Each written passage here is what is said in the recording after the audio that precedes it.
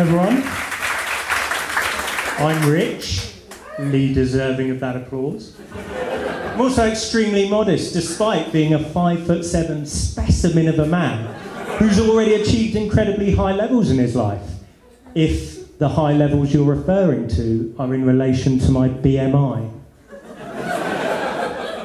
Now, I know what you're all thinking. Thank goodness, at last, the criminally underrepresented demographic of white, heterosexual, middle-class males aged 25 to 55 is finally getting some exposure on the comedy scene.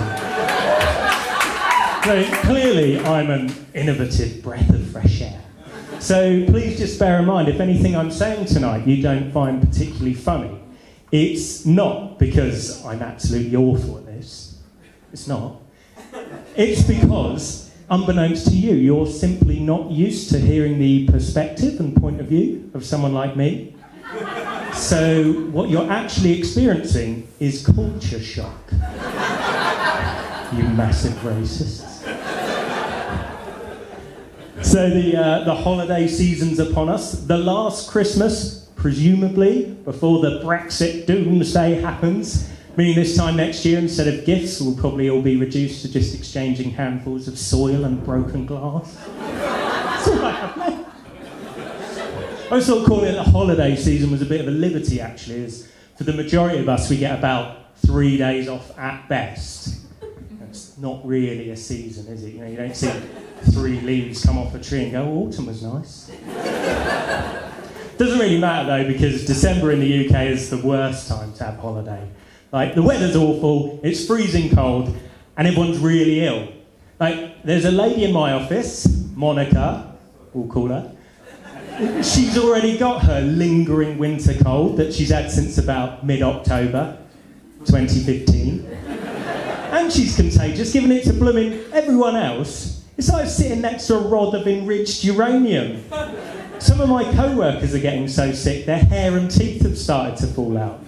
I feel like I'm working in the Dallas Buyers Club. In case you haven't seen it, it's a movie where everyone dies of AIDS at the end. Spoiler alert! We should have said that before giving the plot away. Of that hilarious comedy.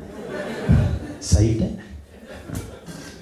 Now it is winter and the clocks have gone back, so it gets dark about bloody lunchtime. I have noticed the lengths people go to make sure they can sort of see and be seen. I'm thinking of the, you know, the high-vis, sort of dog walking, jogging fraternity. You know, you're coming back from the station, they're going about the place lit up like a bloody Christmas tree. And it's not just the pedestrians. I saw a dog the other night covered in so much fluorescent gear it looked like it was on its way to a 90s rave. Or maybe like it had just come off a beach in Thailand, having spent all night at a full moon party tripping off its tits. All 6 of them. Golden retriever there going, yeah, Koh Phi Phi was amazing, you know. Such a spiritual place. Never before have I felt so alive and yet so chilled at the same time. I thought those wankers on Crufts were pretentious. Have you noticed actually if someone has a long enough holiday, it sort of metamorphoses into travelling? People are like, oh, I'm going to South America for 8 weeks, travelling.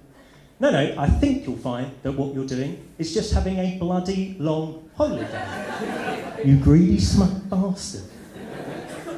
My wife and I, we went to Italy last year, travelling, and we had a Lonely Planet with us, that counts.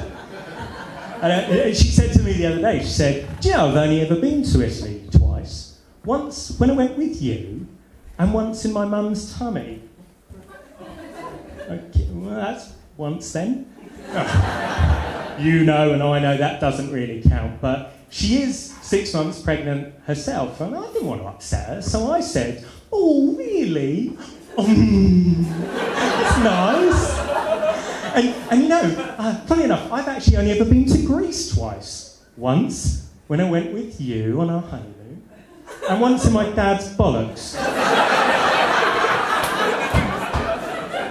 She didn't seem to find my charming. Aggravated, if anything.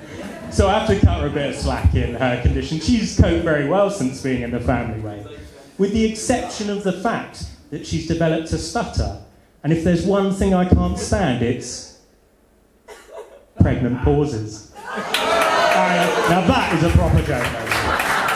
We welcome you, funky fish. Worth the £6 alone. Yeah, I do agree. Yeah. No, I will very soon be becoming a father for the first time. People, well, yeah, it is a big deal. Yeah, thank you for acknowledging that. I thought so too. Yeah, so now I am bringing a new life into the world, or more accurately, standing next to my wife wearing a mask of horror while she does. I have started to worry a bit more about, like the state of the natural world and the damage mankind's doing to the planet. Like, for example, I heard a statistic the other day that apparently we humans have wiped out 60% of animal species since the year 1970. Now, to put that into context, that's almost as much as Bill Cosby's popularity's fallen over the same period of time. I do find it astonishing scientists are warning that we could lose as much as 2/3 of wildlife species by the year 2020 if current trends continue.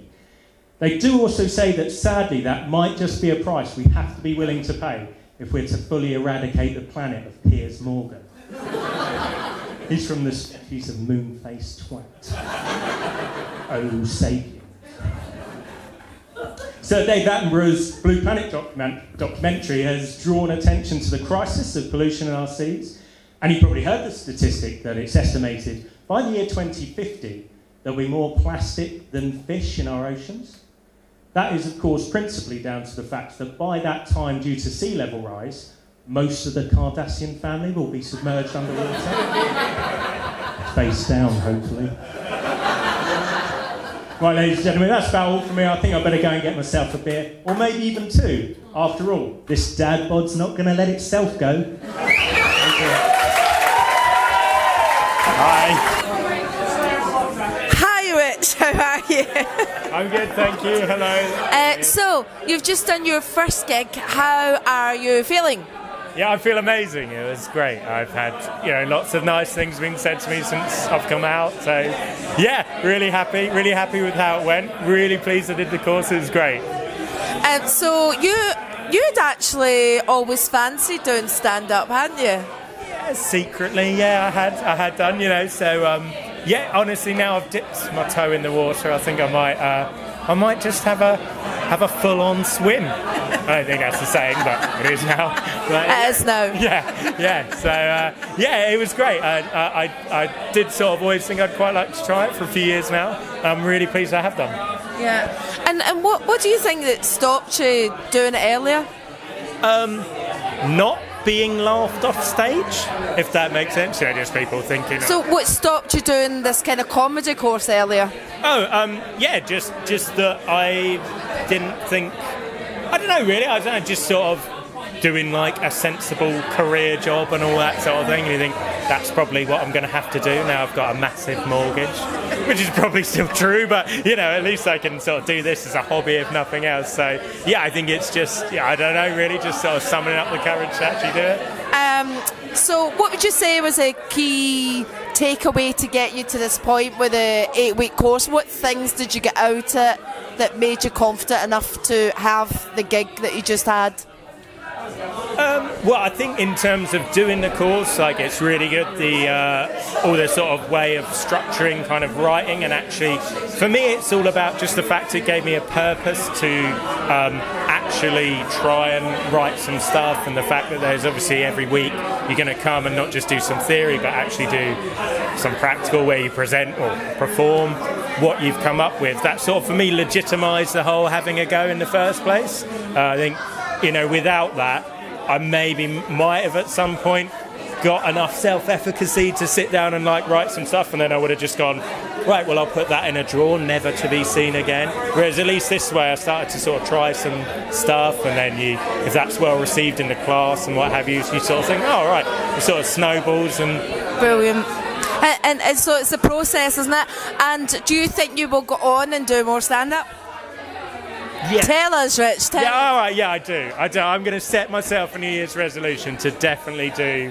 I'm going to say at least I'm going to do 3 more gigs minimum, and then go from there. Yeah, brilliant. Well, you had a great first gig. You're an absolute pleasure on the course as well. Thanks very much. Thanks very much. Cheers.